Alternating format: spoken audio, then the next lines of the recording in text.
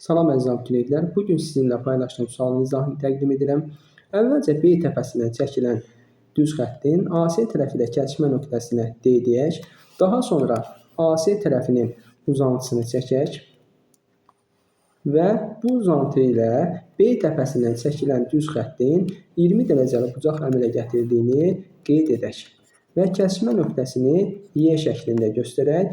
Bu zaman A bucağının 20 dərəcə, Y bucağının 20 dərəcə olması bizə AB tərəfinin BY tərəfinə bərabərliyini göstərir və BY-nin uzunluğuna A plus 6 deyə bilərik.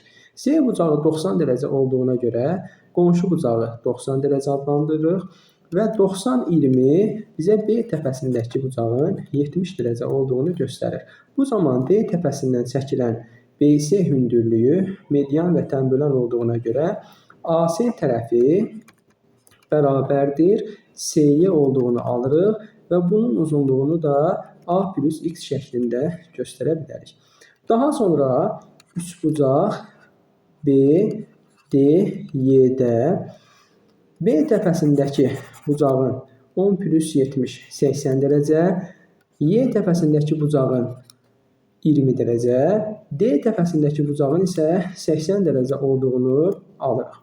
Bu isə bizə verilmiş üçbucaqda DY tərəfinin BY tərəfinə bərabər olduğu xassəsini göstərir. Bu zaman A plus 6 bərabərdir A plus X üstə gəl X yaza bilərik. A'ları islah etsək 2X-imiz 6-ya bərabərdir. Buradan X bərabərdir 3 alırıq. Demək, verilmiş üçbucaqda X-in ölçüsü 3-ə bərabərdir.